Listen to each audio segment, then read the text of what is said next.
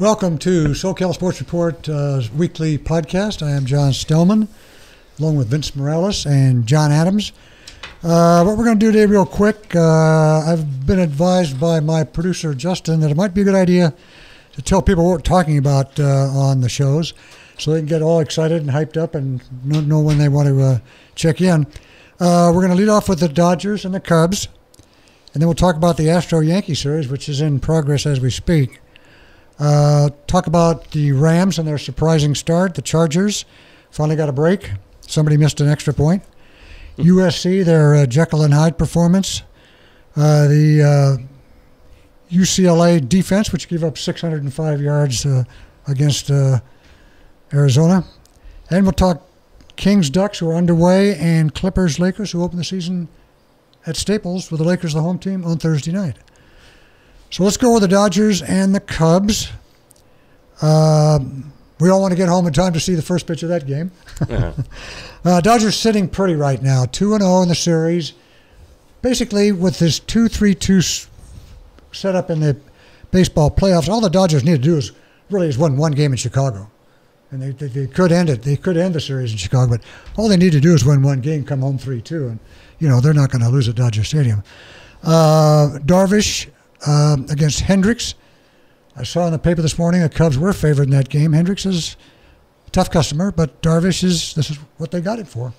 The playoffs and these types of series. So, Vince, I know you're big on the Dodgers. Let me get your input on what's happened so far. Yeah, it's been an absolutely terrific start.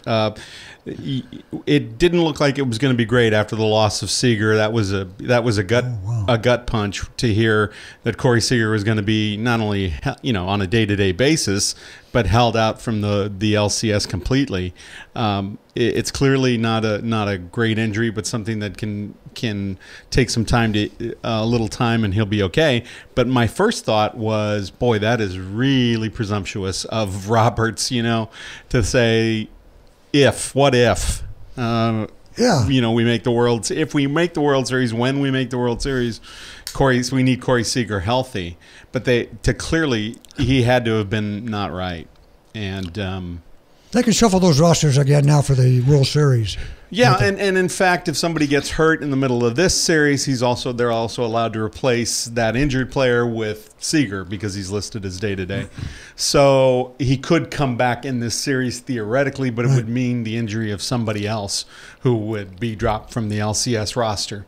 So, I don't think the Dodgers are banking on that, but that was the big gut punch. That was the thing that made it look like, oh boy, that changes the lineup dramatically. And for me, it should have tipped the balance to the Cubs. And if the Cubs were playing any better or hitting any better coming into the series, I would have thought, wow, this is exactly what Cubs fans want to hear. Because you see Culberson starting to short. Right. Kike Hernandez was in the cleanup spot in the leadoff game. So here's Roberts shifting his lineup around, and again, they've done it all year. He's had the luxury of doing that, but you've put the pressure on a bunch of guys like Kike Hernandez, Charlie Culberson, and Austin Barnes, who are hitting in the middle of an order, or hitting pretty, who are in spots in the batting order. That puts a lot of pressure on them, and not a lot of experience. And Hernandez has never hit well in the postseason. Didn't have a hit last year in the postseason. Austin Barnes is young. Culberson is young. These guys don't have a lot of experience. I thought it was going to be a lot of pressure, and for me, it was one of those, oh no, this has changed everything. But as we know, it's that Dodgers bullpen. The difference has been the Dodgers bullpen. Seager really had to be hurt because this guy's a gamer. He's not going to sit out. If he's 80%, he'll tell Roberts I'm playing. So this must have really been something that was painful. I think it was a situation that if he played hurt, it might damage it more for the World Series. So obviously your ultimate goal is to get to the World Series, and I have a feeling that it was dramatic enough to where if I can give you another week's rest, exactly, it is a big bat. I was at the game, the first game, and I was texting Vince. I'm like, And it was just before game time, and I found out, and I'm like, this is a big blow. Like, it is a big blow. And I think, the kid, I'm right. I mean, you're right, Vince. That 3, 4, 5 position or 4, 5, 6 position is very skeptical. But Barnes is a scrappy little guy. He's going to put the ball in play. He's going to make things happen, right? Yeah. The kid Hernandez is. I think that's a big question mark there, and putting him in that 4 spot was like, and I wonder is it coming back to where Adrian Gonzalez was that just something that like was he? No, I know he isn't. But I mean, could he have been in that position, or have they just kind of washed his hands and said, enjoy that from the stands or your house? I just don't think he's well enough. He's just so not. He's still hurt. Not. Yeah, okay. He's not well enough. That back injury is likely worse than anything Kershaw or Seager has seen. And so there's the Dodgers sitting with back injuries all over the place. Yeah. And I know Seager takes a mighty cut at it, man. He tries to rip it like Bellinger does. But it's interesting, and I talked many times with Vince, and we worked. Lisa, my wife, is a Cubs fan, and she's like, "You're talking to Vince on your phone more than you're talking to me about the game." Well, change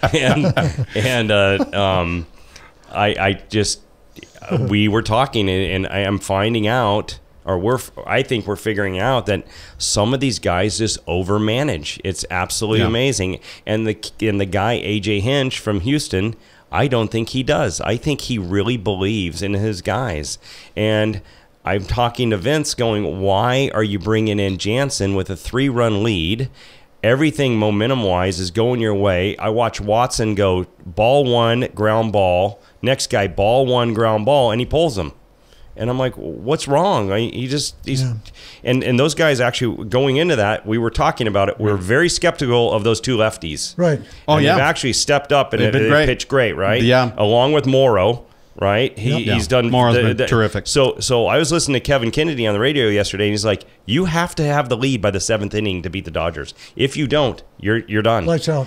So that's what the Madden has to say. This is a 7-inning game, and if I'm leading, I got a chance.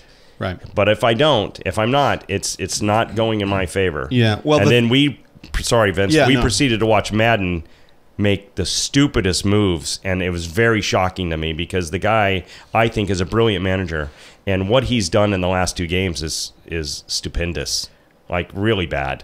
With his decision making. Yeah, the Cubs, after Corey Seager with sort of an odd lineup, the Cubs could have escaped with home field advantage despite not really hitting the ball well, if just not for Joe Maddon's arrogance. I mean, he is just, I'm so much smarter than you. Right. I know the Lackey decision was as dumb as it was just flat out dumb. He wasn't even on the roster. He wasn't on the roster in the divisional series. He's 39 years old. He's pitching back-to-back days. First time in his life. And Madden just didn't just go, I've got Davis up and Lackey, and I'm bringing Lackey in. It was, I'm not even going to put Wade Davis up.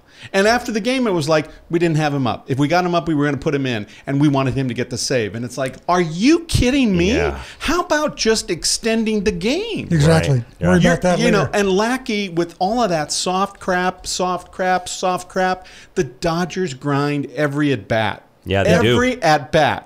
And for Madden to have gone, we're going to get him to chase something soft, and then we're going to bring Davis in after we get the lead in the 10th or for a safe situation. You're out of your mind. No. Yeah. I mean, and he didn't even say, then we would have seen where he was. No. So either something was wrong with Davis, or Joe Madden's just the most arrogant man in baseball. And why? And the other thing is, if Joe Madden watches these last 2 games, if prior to going in this game, he says, you guys got to be more disciplined at the plate. I've never seen guys swings more at balls from their chest to their head. It's really bad. They're chasing balls in the dirt, and they're actually swinging at stuff. I watched Jansen came in to relieve, and I think it was against Contreras. Is that his name? That's the catcher? Yeah. And Barnes went like this, and then he went like this, and then he went like this. He just kept going up, and he swung at all 3 of them. And one was like an emergency sort of check swing hack. Then you're going, wow, this guy's not ready to hit. And the thing is, 4 hits and 3 hits, 7 hits in 2 games for this team. Yeah. They are not swinging it well. And if you're a Cubs fan, you're thinking, we could have stolen. Could have gotten one. The first game, okay, all right. We got the lead, couldn't hang on. All right, but we could have stolen that second game. Right. Mm-hmm. And if Wade Davis is right and Joe Madden is smart, or is smarter than he thinks he is, Exactly. No higher leveraged situation you can think of. And he's got Lackey in there. I don't understand that. And the other thing that the Dodgers have going for him is a guy that's hotter than a pistol that they can't stand. Puig is hitting the ball like no other. Right. He's licking his bat. He's dancing in the box. He's shaking his tongue, and he's really under he's everybody. He's tossing his bat on singles and doubles. He's tossing his bat like he's hit a walk-off, right? And they can't stand it, but they can't get him out either. And that's, I guarantee you, under their skin. If this was a regular season, the kid would be getting it in the ear, like possibly here and there. Yeah. But they can't afford a base runner. They can't. You can't afford to give up a base runner. And then Puig's on second base, and I'm like, oh my gosh, I'm watching a little leaguer right here. He's looking at a guy at the plate going, you got to hit it the other way. You got to hit it down the right side. And I'm like, Farmer. And Farmer's like looking outside and going, I know that. I'm trying. Like, don't, and then all of a sudden he strikes out, and he's, gosh darn. No, I love the guy's intensity, okay? And he's a hustler, and he plays hard. But I guarantee it bugs me to watch it a little bit, to be honest with you. Maybe I'm a little bit more traditional, but it's another little thing that they have on them that I guarantee you is under their skin. Yeah. He's batting cleanup tonight. Oh, is he? Yeah. I'll tell you, he's seeing the ball. And when they start chanting Puig, Puig, Puig, he feels like he's probably in a South American game, and it loves him like just puffs all him he up. needs is drums and a bunch of things going on. Adrenaline really gets going. He is fired up about it. And if he stays hot, yeah, with watch Puig out. and with Turner, who's 6 for 8 with runners in scoring position this postseason, and something ridiculous like 13 for 18 in his postseason career. And they've actually hit in situational hitting. They've actually hit these lefties a little bit. Not a lot, but they've scored probably 4 or 5 times off of these lefties, which is very important. The Dodgers, right. When we found out that Seager wasn't going and wasn't going to be there for the whole series, to think that you could get away with beating their 2, lefties. Right, yeah. Mm-hmm. It just sets up very well for them. But the bullpen, 9 strikeouts. Oh, yeah. It's no walks, just the 1 hit by pitch. The bullpen has retired 23 of 24, and the only man that reached was Rizzo when he got hit. Yeah, on the hand. Yeah. But even then, there was no threat. I mean, Jensen was just untouchable. Right. And the pitch that he's developed that we haven't seen a lot of is that curveball, that breaking pitch that he's snapping off at 59.5 feet that they're swinging at. That he got Brian on once and he got Rizzo on another time. If he continues to throw that pitch, he's even better. Untouchable. He's even more untouchable, which you didn't even think. Again, it's about throwing strikes, but they were swinging it a lot. The Dodgers are grinding at bats. The Cubs aren't. Even late innings, they're not grinding at bats. Yeah. And getting back to your saying, like, you only need to win 1 game in Chicago and you'll. I guarantee you they want to finish this off as fast as possible because they're seeing that rest is helping, right? So my goal is let's get 2 and get the heck out of here, right, exactly. It just helps with the rest with the bullpen, and that's what we're seeing is this bullpen is very rested and very confident. And again, like Kevin Kennedy said, you got to have it done by the 7th or it's lights out, unless they make mistakes, That was a good thing about the Dodgers sweeping Arizona. They got that time off while the Cubs and Washington went 5 games. Exactly. And extended their bullpen and forced the hand to where Wade Davis just wasn't was neither physically nor emotionally ready to come into this game. And you know what? You don't need a guy like that. I mean, he's got to ask for the ball. Okay, John Lackey, 39-year-old, puss arm, who's throwing nothing but just soft. And then tries to sneak a 90-mile-an-hour fastball by Turner. That's just the wrong. It was just the wrong. I was watching the game last night, right? And they go walk, and then they go walk again. Walk too, right? And I looked at my wife and I'm like, this isn't good. And she's like, what are you talking about? And I go, well, one of the best hitters in baseball is coming up against a guy that can't break an egg. And I'm just going to say, you might want to turn and watch the other way because it's going to get ugly. And then all of a sudden, 2 pitches later or whatever, it's going. It's like, I'm done with these Cubs. I'm like, I kind of pre-warned you because it was coming, right? You know, but and again, again, Madden, you know, he just looks at his charts and he goes, Puig can't hit lefties. I'm going to throw my lefty, and he walks him. Yeah. Then he goes, I want Davis for the save. I'm bringing in Lackey. Walks him. Yeah. And then can't get a strike. Can't get that first breaking pitch strike, soft strike to Turner over the plate. Can't throw it in the strike zone. And you know Turner is just going, if he throws me anything up, I am driving this ball. Well, the other thing is in the second walk is I think it was against Contreras. No, I'm against. I'm sorry. Contreras is like he's given every sign, and Lackey's like shaking him off, and then it was Taylor at bat. Yeah, Taylor at bat. Yeah, and then all of a sudden he goes like, just come here. Comes down. He goes, I want to throw a fastball in the outside corner in the dirt, and walked him. He's like they're not even on the same page. Like it's not good. Like, it was like Contreras was like, okay, what do you want to throw? You haven't thrown that soft pitch over for a strike. Yeah. So you're gonna groove him a fastball. Yeah. You better put that in on him. You better get that pitch in on Turner, and he didn't. Right. And he didn't. Yeah. So you know, for me, you know, I look at it and it's just hard to, you know, if you're a Cubs fan, you just look at it and go, we didn't hit the ball. You know, we didn't use. So the good news for Cubs fans is they're back home. The good news for Cubs fans is Wade Davis is well rested. And from a Cub perspective, before you start crowning the Dodgers, remember, barring a Dodgers sweep, they're going to see Kershaw, and he will go in. You know, should go into Game 5 at Wrigley. He's getting up 5 home runs in 11 and a third. In you know. Yeah. Yeah, he's given up in postseason, right? Mm-hmm. Gave up the 4 home runs to Arizona. Just gave up the home run, right? Armor or what? Yeah, the Almora. Almora. And his postseason track record is not great. So if you're a Cubs fan, there are things to be encouraged by. But tonight, boy, you know, Baez is 0 for 18 in the postseason, 0 for 19, right?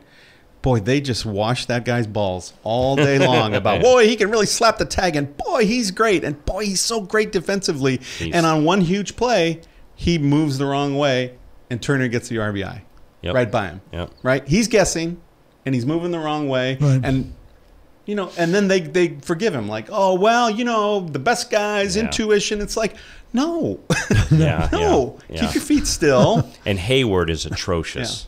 Yeah, he can't hit. But he's good defensively. He is good defensively, but you got to, like, I'm sorry, but I got to go with Zobrist. I mean, I need runs. Like, he's a better hitter than Hayward. You got to put him in, or I think Zobrist is leading off tonight. Okay, and Baez is out of the. So, but again, you know, Kyle Hendricks has been money in the postseason, but he hasn't pitched at home for a while. Right, he hasn't pitched. Right, he hasn't pitched home. You know, he hasn't. Yeah, no. So and I don't know. If you're a Cubs fan, there's you flush the toilet, right? Right. You start over at home. Yeah. You try to get to Darvish. Who goes Game 4 for you? Probably Wood. Probably Wood. Okay, gotcha. But the thing that's changed everything, right? When Madden and the Cubs and everybody looks across the bench and goes, here's what we need to do. We need to get past their starters. We need to, you know, get to that, you know, 6th or 7th inning, and then we'll get these guys. They didn't count on Maeda. No. And he's been the difference. He has been the difference because he's throwing with some velocity. Right. He's getting guys out, and he's the missing link in that bridge that we talk about from the starters. He's got to be there to the relievers. He's got to be there to Kenley. Yeah. And he right now, he's changed everything for Roberts because Roberts now can just say, I don't need to use Baez. I don't need to use these guys. I don't need to use these guys. It's Cingrani for a batter. It's Maeda for, you know, who's Watson, a righty but can get righties out. And Mora, who's just been filthy. Yeah. He's been filthy. Yeah, he's I mean, absolutely filthy. And so Cingrani and Watson, they're sort of a two-headed Hydra guy, type thing. They're essentially the same guys, but they, the thing that sort of seems genius about this is that they're both, NL Central guys. Right. They've seen these guys before, and they have pretty good track records against these guys. Pittsburgh, and so they have these bloated ERAs, but they're pretty good against Cub batting, and they've been great. And then Fields had an inning, and Watson's pitched twice, and Cingrani pitched in the first game, and Morrow's been great, but Jansen and Maeda. Yeah. Those are that's Maeda, Jansen, and the three or four guys in between. Been terrific. Been absolutely terrific. Can we get a score on that Yankee? Should be about over. 6-4 Yankees. Are you kidding? In the bottom of the 8th. Let me get you a 6-4 Yankees. Yeah, let me. They were up. Astros up 4-zip. Okay, so it was 4-2. Yeah, that's when I in the 7th. Gardner grounded out to second. Frazier scored. Judge doubled to deep left. Ellsbury scored to tie it up. And then Sanchez doubled to deep right center, and Judge and Gregorius scored to go up 6-4. Watch out. Well, yeah, that would be the best thing that could happen to the Dodgers is this series go 7 games. Oh, yeah. That would be, well, just like when they were sitting home watching, the Cubs and Nationals. Right. The thing that I was praying for was extra innings, but they got just as good in regulation there. Yeah, just too many guys, too many pitchers being thrown, and both teams were going to be in trouble, coming right back. And then and one of the things that the Astros don't want to deal with is a hot Judge. Yeah, and he's starting to turn it up a little bit. He's been terrible. Yeah. I mean, he's just been swinging through so many pitches. Yeah. But again, in that bullpen, that Yankees bullpen, that's nuts. Yeah. And again, with the way we were talking about the setup, the 2-3-2, right? Set up in the LCS. That's playing right into the Yankees' hands, right? It's like, let's keep it here, and then we only have to win. If we can sweep it home. How good does Sabathia look? Oh. He looks really good. Reborn. Yeah. Reborn. At 300 pounds. Yeah. Yeah, well, I'm sure the suits in Manhattan will be happy because, they want, the TV execs want the Dodgers and the Yankees. Oh, yeah, of course. That would be huge, huge ratings. So that would be just an ideal. But going back to now, if we switch off to the Astros Yankees, I mean, I like how the way Hinch sees things. And I don't see that.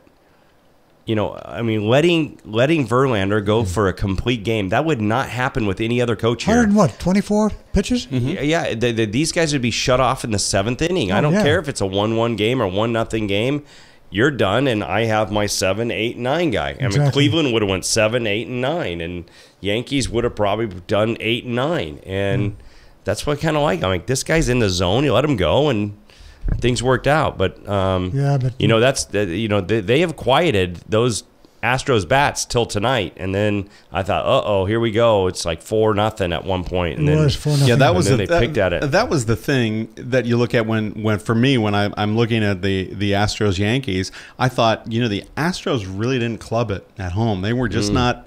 They were very tight games. Those were tight games. Yeah, and 2-1. if that trend continues, the Yankees could, with their bullpen, score. If they score some runs, hold them down. Yeah. They sweep the 3. Yeah. And now that's a very tight team going back. Tight Astros team going back home, needing to sweep it home. You picked the Dodgers to be in the World Series. Who was I did against the. I had the Cleveland? Dodgers Cleveland. Yeah. We had Boston Cubs. So did I. No, we had them. Oh, we had Same. Boston. Yeah. I think you both had Cubs winning the World Series. Yep. Yeah, all right. Get into the Rams. All right. Sure. Pretty good start. 4-2. Played well. Now they got to do the London junket, which is not always fun to do. How come they get that? They did that last year. Why do they are subjected to that? Well, smart, too. They decided to stay in Jacksonville, too. They did it better. Yeah, last time they went right from Detroit. Oh, did they? They flew right to London after the game, and they were all messed up for the. How many games does the NFL want to have over there? I don't know. This is going to be their third, right? Well, it's usually by conference, right? I mean, I think so, they go yeah. through, they make a conference play, Yeah. all the games. I don't know I don't know specifically how they do it, but I think it's, it's right now it's the Western, not division. It's Division, like NFC Western West. Division that's been playing in those London games. I think they've got to figure it out. I mean, it's funny because McVay played in London with Washington last year. Right. And it was his decision to get them there early, and I think he feels like he's got a plan. And when your coach is that confident, it doesn't matter whether he's 31 or 61. If he's confident and has a plan and he's saying something and you're nodding like this, you got to trust him. I mean, 4-2, there's a lot of trust that's been built up with that. And it looks like that change on defense with Wade Phillips' defense, he's made some changes, but it looks like they're sinking into it. And then they've always been very good with their kicking with Hecker. And Zerline, they've been terrific. But to get special teams, two special team scores, right, and win that way. That's a new way for the Rams to win. So getting the return, the 103-yard return on opening kickoff, tremendous, and then that punt block for the score. Amazing. That's great. And so it takes a lot of heat off Goff. Oh, sure. It wasn't terrific, and he handed off to Gurley a lot, and it looked like. But they were just pounding it. I think they got lucky with Fournette going out because he had 130 yards when he went out. 75 yards on that first run? So, I mean, is he having a heck of a year. I hope it's not that bad, right? But, giving up, about 160, 70 yards, you know what I mean, on the ground was a lot. But, I mean, a lot of it came from one guy. So, but there was nothing. There were really... I mean, I watched that whole game. I never felt like the Jacksonville was ever really threatening. I just think the Rams now are playing balanced football. It's like Vince said, they're doing everything you need to do. Probably not at a premium level, but they're doing it good enough to get things done. And they could have won other games by doing it. And we could talk about that with the Chargers also. But it's everything is going the right way, and we're finding out if you can establish the run. It makes Goff more comfortable to throw some passes. But again, I really go from the very beginning here when we talked about that. This defense will keep you in every game. Every game. Every game will keep you in every game. And we've also talked about it in special teams with Hecker. He's such a weapon. Right. He just flips the field on you sometimes. He pins teams back. It's just such a weapon. And for when Goff was sort of cutting his teeth last year, it was such a different team. And Fisher was just...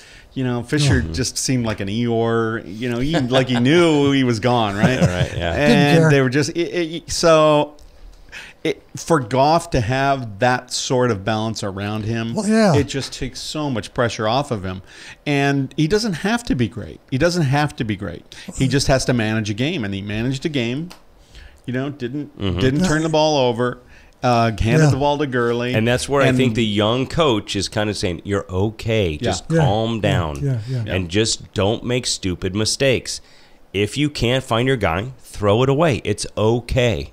Don't just stop turning the ball over to them. And I thought it's because it's almost like you take them in the back room and say, you've got to believe in your defense. They're going to put you in a situation. Your special teams are going to put you in a situation to come back. So I don't care if we go 3 and out. I don't want to throw a pick or a fumble or whatever and give the ball to them on their side. We can punt it down to the 5.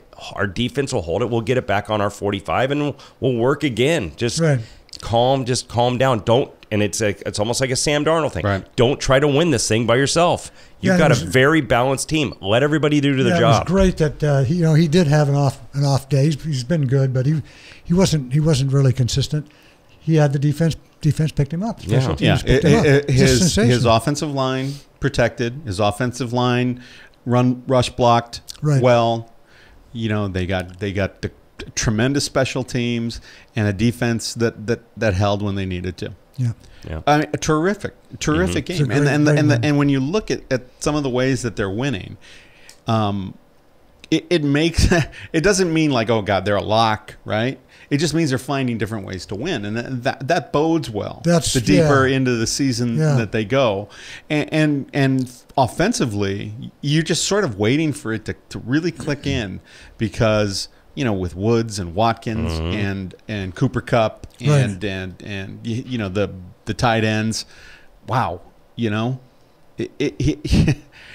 And Gurley can catch the ball out of the backfield, and he's running the ball better. He's looking good. Yeah, he's looking very good. And I think they need to do that more. I think they need to not focus so much on one guy. I mean, spreading the ball out to many receivers, right, and his tight ends and stuff like this. On the defense too. Right, exactly. They're sitting there back there figuring out like, oh, I don't have to double team this guy, I have to double team this guy, like, oh, Woods is hot today, or Watkins is hot today, or whatever it is. Yeah, exactly. If you can start spreading it out, and then you got no clue that you're, I might look at my number one, but really I'm throwing in my number 2 or 3. So.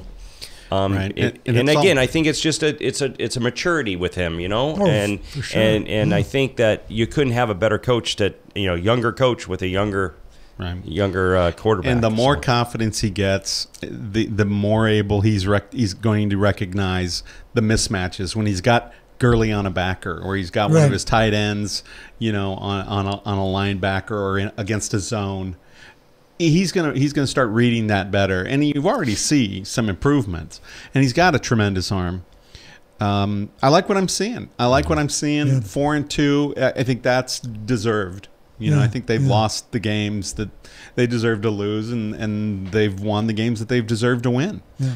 Unlike San Diego, who God. Well, we've got a kicker that we're not going to be able to make a 50-yarder, but he's going to be able to make a 35 to 40-yarder. So that's been positive. Although he missed one the other day, but he made the one that was the crucial one. But we've been in every single game with the Chargers. Every single game we've been. Oh yeah, it's crazy that team could be 4-2. Really, if you think about it. Sure. They've only had the one game that got blown out. Yeah. Everything else is what? Was it the Denver game up there? No, we were close in that one. No, the Denver game we lost. Right. No, it was Philadelphia. I think we got beat up pretty hard, and we lost Miami in the last bit. Yeah, all the others have been close. But it's always great to beat the Raiders. It was phenomenal. It was great to watch. Yeah. But here we go. Denver's coming in, and that's crazy. An 0-4 Giants team goes into Denver and just it's not even close. Yeah. Like, that's crazy. So we got them coming in. Hopefully, got them coming in on not playing good football. So. But the Chargers, we got Williams. He's caught a pass, and and he looked healthy enough. Yeah. So hopefully we can just expand on this. You got to run the ball a little bit better, but it's just we're in every game. You got to learn how to finish, and hopefully we can work off these 2 wins to finish. So and. The Raiders are not the Raiders everybody thought they were going to be. So that's for sure. Yeah, everybody. Carr's not well enough. Right now to keep sure. that. I don't think his line's very well either. So, so they got a few holes there. Yeah. Yeah, but the Chargers have work to do and guys to get healthy, and they're not there yet. I mean, one road win against a sort of deflated Raiders team doesn't change the complexion. No. It's a positive. That Chargers team could rattle off 4 straight losses. You just don't know. We're just going to see how orange this place is going to be this weekend. Oh yeah. So yeah. Who did they get? The Chiefs after the Broncos? If they have the Chiefs, it's going to be on. They need to go on the road. They feel like they're home on the road for every game. Yeah. So we'll see how that goes. They're ready for the road. USC had. It was an exciting game, but I don't know if it should have been that close, that exciting. That first half I thought was absolutely atrocious. They couldn't tackle. Darnold couldn't hold on to the ball. Mater Dei could have, ran through the Trojans that first half, tackling low, and the guys just stepping up out of the clutch. They turned it around at halftime. I mean, they really did. They shut them down. They made the adjustments, and they got a gift. And our friend Dave King, I'm always talking to him and texting with him during the games and then after the games, and he's always the one talking me down off the ledge. He's the more reasonable, I'm the emotional one. So, and like he says, look, this is a 6-1 team, and even this team is 6-1. They're in the top of the South. They're in command. Right. They're in command of their own destiny. Even if we go into South Bend and lose to a top 20 team, that doesn't change the goal. This is not. I agree with him. This is not a playoff team. No. This is not a national championship team. I mean, there's a possibility that they find their way.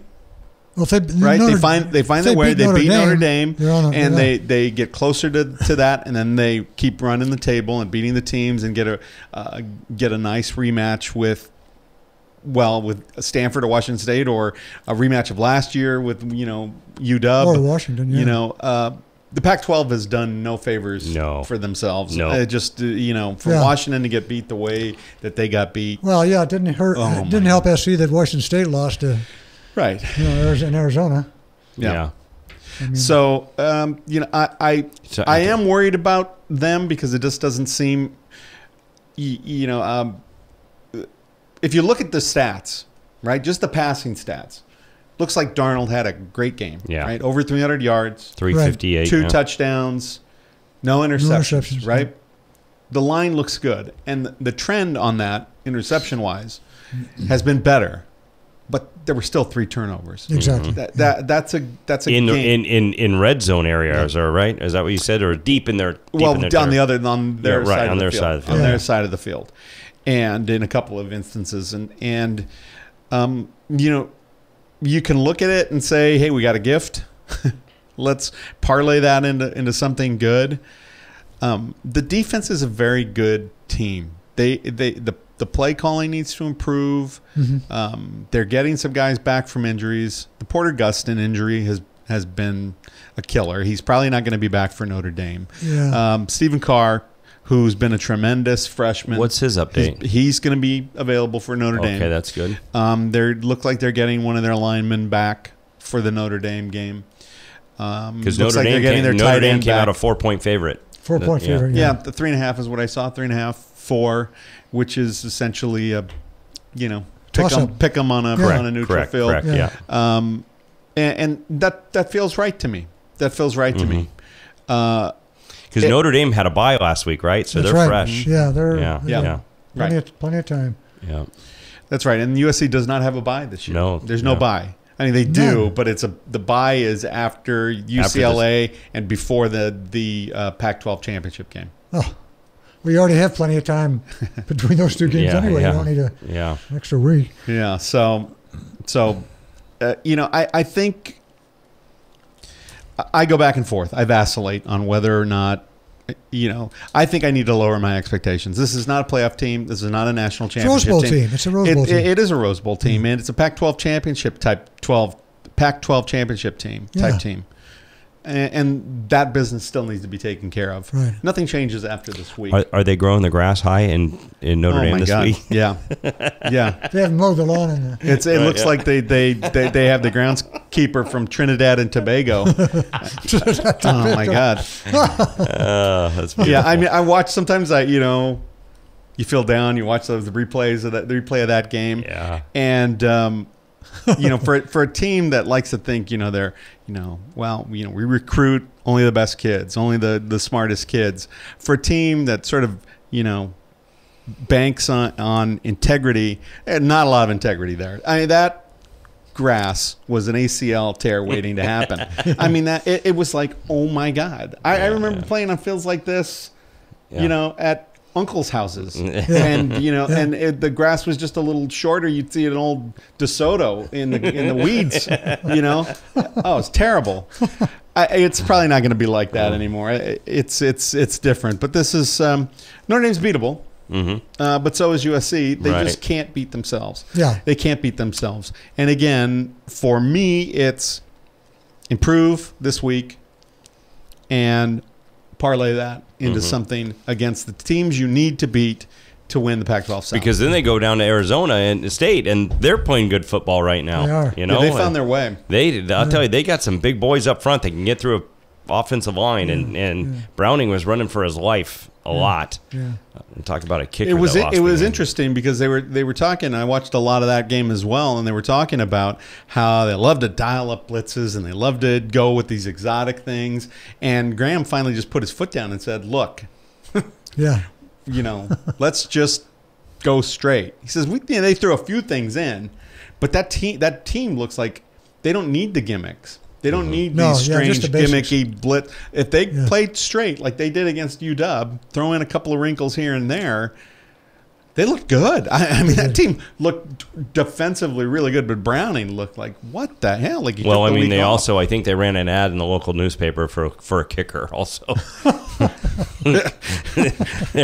And that guy was really automatic going into that game, and boy, he missed 3 inside the 30. Yeah. So to win the game, actually, if you think about it. Yeah, but Arizona State was smart to kick it away from, to kick it away from Pettis, and they just did a lot of smart things. Yeah. Yankees final 6-4. Wow. 6-4. Tomorrow's we're all tied up. Tomorrow's a big game. Who's going tomorrow? Do we know? I don't. No idea. Might be Keuchel. Well, it's going back to who's did. No, is it did. No, Keuchel start, right? Keuchel was in game 1. So Keuchel probably.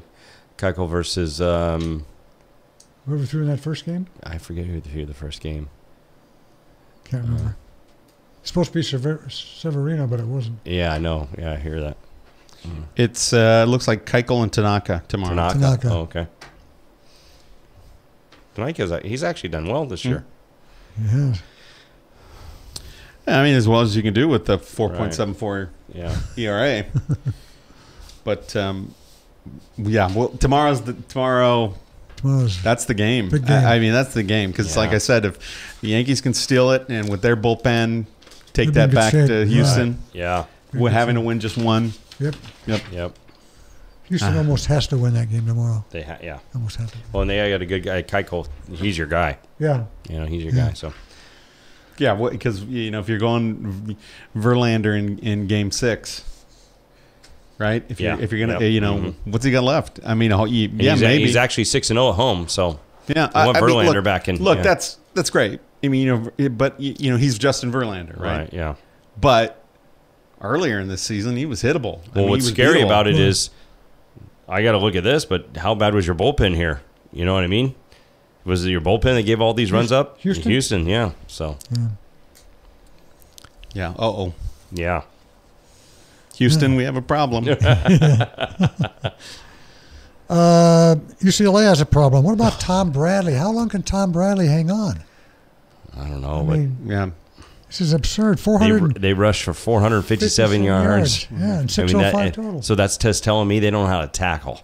So it's just it's basic. It sounds like it's basic football, like see guy, tackle guy, and I haven't checked. Rosen throws 3 and I didn't see the game, so I was away. So again, you're trying to do too much. Right, 3. Right, he's 3. He's trying to do. Oh, too is much. he? Okay, gotcha. You called it with Darnold that sometimes he feels like with Rosen, it's like I could wish that I could be a bug on his shoulder. What kinds of things he's muttering about his team under his breath on the sidelines. Yeah. But there's some plays that he's trying to force.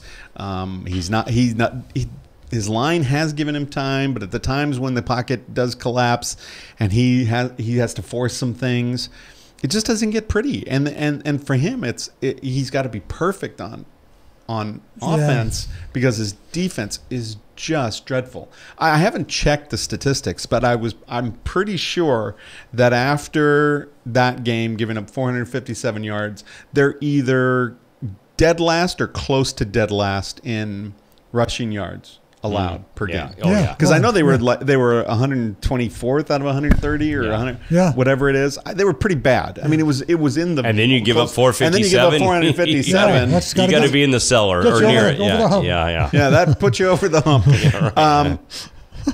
And the other thing that I talk to people about is, and we talked to Chris Foster about this. Why does Mora get a pass?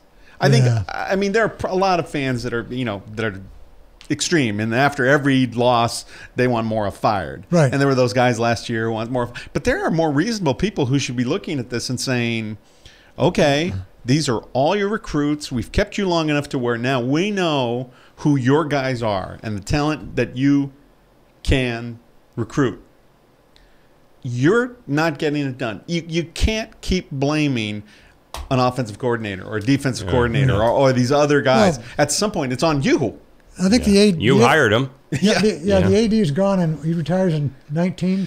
His contract's but like Chris Foster said when we had him, he doesn't want to go through it. He doesn't want to go through that. No, so he'll just bite the bullet and fight everybody off and then say, I'm out. Your new guy can bring in a new guy. Yeah, and I think the bad news for Bruins fans is that you're not going to get a new coach. It's going to be Mora. Yeah. And you're going to continue to... that defense is just... It's atrocious. Inexcusable. So then what happens this next year? A whole other series of new coaches come in, probably. Yeah, and there's new kids with new coaches and this philosophy. Oh, that philosophy's out. Now we got the new philosophy coming in. And what's Rosen's had 3 offensive coordinators? Right. It reminds me of the guy at Utah. He does that a lot, too. He brings in new guys all the time. Whittingham. Yeah, Whittingham, yeah. So. Yeah, well, you keep making decisions to lose a game. Oh, boy. What? And Vince told me, I go, what happened in that game? I'm texting him. He's like, there was a guy wide open in the end zone. The SC game? No, in the SC game. Oh, yeah. There was a guy wide open. The problem there, they tell you when you're scrambling, right, you got to have an option open, right? You got to have the option open. Yeah. You've got to keep your head up. He didn't. No. And he didn't. He just saw the pylon. He saw the pylon and he went for it. He thought, I can outrun this backer. Yeah. And even if he just picks his head up for a split second, he sees that he's got a guy right there. No, there's nobody near him. The guys were closing. No. Oh, no. He had come across the whole backside. So the quarterback, rotated and scrambled this way. And this guy came open. He cut open, and nobody picked him up. Really. Because when this quarterback started scrambling, everybody converged. He was wide open in the back of the end. It was one of those things where he could have shot it like a free throw. Yeah. He could have stopped, shot it like a free throw. Wow. It's a Utah win. Yeah. Wow. Crazy. But instead, he went for the pylon, never picked his head up. Did they ask Whittingham? I never saw. Did they ask Whittingham why he went for 2? The kids wanted to. I didn't hear it. I didn't hear it. Yeah, I think I saw some stuff on Twitter where people who follow the Pac-12 wow, they had figured it out. USC was doing well. You don't want to get in. Again, that's just overtoverthinking. Extend the game. Kick the extra point. Right. Yeah. Kick the extra point. Take your chances and give your kids a chance to earn it. Both on defense and offense, because that's what that's. But I guess he just felt like we're rolling. Mm-hmm. Let's do it. And if it was USC, I think I'd say, all right, you had a chance to win on the road. Why not? Yeah. Go for it. Yeah, go for it. I don't know. It was a gift. It was a gift for USC. Yeah. But getting back to the Bruins and UCLA, it just feels like the old days when they were very happy to just. If they get a win against USC, the season's a success. They could go 4-8. Well, if they're giving up 457 yards against their running back, the USC's running back, against Arizona's running back. Well, it was mostly their quarterback. He had like 250 rushing. But, if they're being able to run the ball, and if USC likes to run the ball, they have four guys that can go at you. They might have 450 at halftime. Yeah.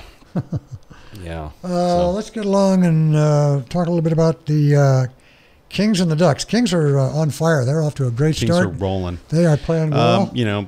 New coach, different philosophy, which is what they needed. A few little changes and tweaks. Special teams have been terrific. Yeah. Their special teams have been. Their penalty kill has always been good, but they're scoring power plays. They had 3 power play goals against Buffalo. Had another power play, I think 1 or 2 power plays against the Islanders. Yeah. They're undefeated. They only have the overtime loss. Right. To Calgary. Points in every game. That's right. That's right. And they're looking good. And a healthy Quick makes such a big just makes such a big difference. That was a whole season last year. Just such a big difference. That was a whole season. You know.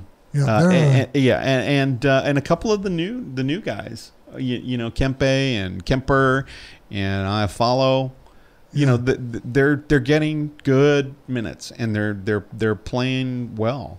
I like the way they're playing. They got away from what they did last year. No more grinding and slow down. Less of that. They got less of that. They got just enough pace. Yeah. You know, in there. You know, there's still times when they can be methodical, and I'm totally happy with that. Yeah. But the power play has looked very good. It's looked great. It's looked great, and they're fun to watch. And again, you talk about the Rams defense. Quick keeps you in every game. Yeah. Keeps you in every game. Yeah. Yeah, that's true. They're looking good. I mean, they're looking good. It's early. It's a small sample size.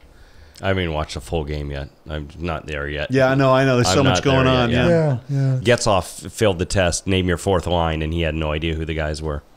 So I mean, they have so many guys. I mean, they're losing so many guys right now. It's unbelievable. Oh yeah, I'm not going to think about the Ducks until they get everybody back. Right. Yeah. I mean, Eves.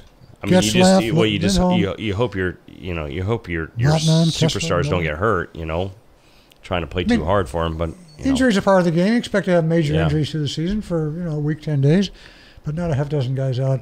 Yeah, at one time. It's just it's hard to gather right now. What's the Ducks record? 2-3. 2-3. Yeah. And I think they have a tie in there too, don't they? Yeah, I think overtime. So. Yeah. 2-3. Oh, how about Vegas? Look at Vegas. Yeah, look at Vegas. They just lost. Who did they lose? Their goalie. They lost somebody. I didn't hear. Did they? Aren't they 4-1 or something like that? Yeah, they're on fire. Yeah. They played great in preseason. Yeah. We were talking about that when Jake was. Oh, did they lose their goalie? Didn't they lose their goalie? I think they did. That guy from Pittsburgh. Pittsburgh, yeah. How are their crowds been? Has anybody seen anything in the paper? Oh, I think it's well. You're 4-1. I think you're getting the people to come. We know that. I'm curious to see if the opposing teams people are coming out to watch their teams. So.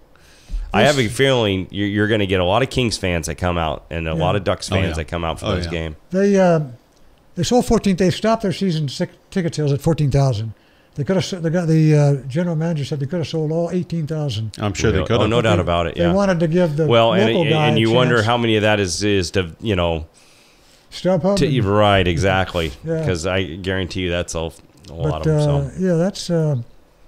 We should actually look at when the Kings are in town, Vince, because I know Eric would want to go or something. It'd be great. Yeah, it'd be go out terrific. there and stay at my parents' house. There you go. Well, your parents are in there. Parents live there, yeah. Well, that always helps. Exactly. Yeah. Free lodging. Yep.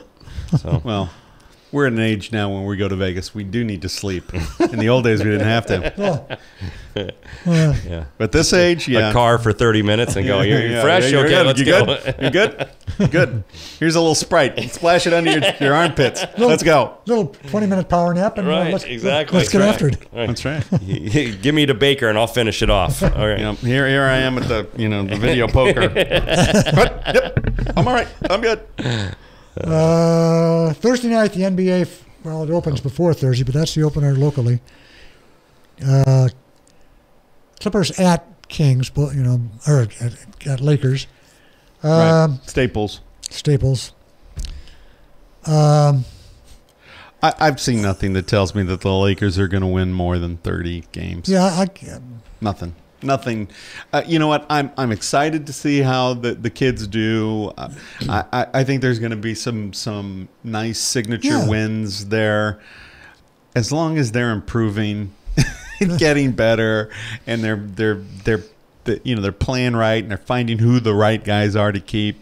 I'm happy with that. And if they get 35, that's a win. Yeah, I mean, that's a win. But anybody who's thinking playoffs, no, it's not going to happen. Or 18. I kind of looked at it a little bit today, and I'm like sitting there going, you know what? There's two teams. Then there's probably about 4 to 6 pretty good teams, right? And then the rest is garbage. Yeah. I mean, really, who's going to come out and surprise Cleveland or Golden State? Really, I mean, I don't know if there's enough. Now what's happening with basketball, Boston could. They're losing 48-33 just before half to Cleveland. What's that? Cleveland's beating the Celtics right now 48-33 before half. is So I'm just trying to tell you is like, I think you're right, but I don't think Boston's there yet, right? Yeah, maybe so not. I just don't. I don't see. Let me just interject. Oh, sorry. He's right, but not for the reason he thinks. Okay. Gordon Hayward broke his leg in tonight's game. Oh, really? In a very gruesome way. Oh, I didn't know that. Yikes. So, no telling when he is coming back. Yeah. Wow. That is tough.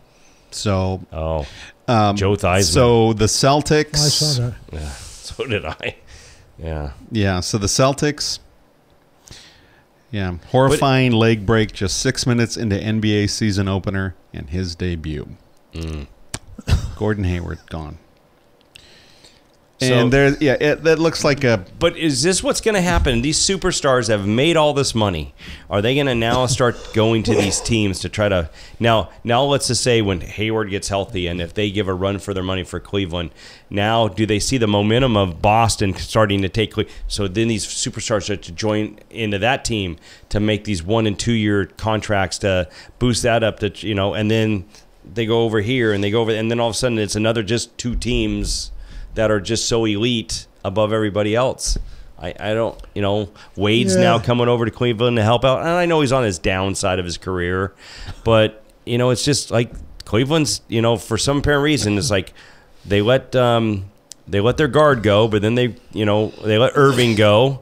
And then here comes, the little guard from the Celtics over. And then here Isaiah comes Thomas, Wade. And here, you know what I mean? And then you hope, this is what's going to happen with George. Maybe George comes over to the Lakers and he starts recruiting some of these guys, and but I don't know. It's just, it looks like it's 2 teams, then 3 to 4 okay teams, and then terrible teams. I saw a thing in the paper today, Walton talking about his expectations for the season. And one of them, they just want to play well enough and be entertaining enough to attract the free agents. You know what? I don't think Laker fans want to hear that, but I think that's great. I think that's realistic. I think that play some high flying. Yeah, get some guys are coming going high flying minutes. Right. Well, this was funny because today his practice was today. Their practice today with the Lakers was on an 18-second shot clock. Like let's go. We're gonna try to run this thing and keep running and go from there. But the shot clock was at 18 seconds. That was his practice today. So it's just, I don't know. I was just that's if Kobe were still on the team, that would be really hard to make, to get somebody open in the last 2 seconds after he held on to it for 16. 16, yeah. So what about the Clippers? We really haven't talked much about the Clippers. I don't know. What's there to say? I mean, kind of like what I'm going to go back to. Like, I haven't watched a full hockey game. I haven't watched a full basketball game yet, and I'll just let it settle for the first 10 games, and then I'll probably get into it and start, see how it goes. I feel like there aren't enough Clipper fans, just who are of that ilk that would say, "God, I loved Chris Paul, but you know what? That's okay. We've got some guys. We can do it. We're going to move forward." I don't know that there's a lot of those Clippers fans. It feels more like, oh boy, yeah, exactly. Here we go again. Yeah. Trying to rebuild, and you're trying to, when it looked. I mean, when they had the big 3, right? Oh my God, it just looked like they, Chris Paul, Blake Griffin, but you could tell that the contracts were too bloated. The cap was just too. It was too imposing for them, and. Look, I think they're going to be pretty good. They're going to win more games than the Lakers. Yeah. But they should make the playoffs. Yeah. Should. Yeah, they should. No. Who are you talking about? The Clippers? Yeah. I believe it if I see it. I don't think they're the eighth best team in the West. I don't know yet. I haven't watched. I mean, let's just say. I mean, if we're done here, I mean, one of the last things was. The number 1 high school in the nation team in the nation beat the number 5 team in the nation 31-21. So Mater Dei beat St. John Bosco. So that was all ended with a little high school football. So that was something locally that we don't cover high school football, but that was a really big nationwide game, even though it was here in California. Number 1 on USA Today. Yeah. So And Pretty impressive. the other local teams, San Clemente High and Capo Valley High, rolling. Yeah. Rolling. Yeah. They're both undefeated, aren't they? Both it's undefeated. And then obviously Mission Viejo's doing what they do, What and they do as well. And if it goes down, and the big game is going to be Mission Viejo versus San Clemente for the league title at the very end if they keep winning their league games. Is that at Mission this year? No, I think it's here. Oh, has it? Yeah, I think it's here. So Yeah, that would be. I'm sorry, San Clemente. That would be fun. So Okay, I think right. that's a wrap. I want to say a couple of things before we get out of here. Again, we want you to be on the show. Go to our website. Send us a voicemail. We'll play it the following week. Answer your questions or concerns, comments.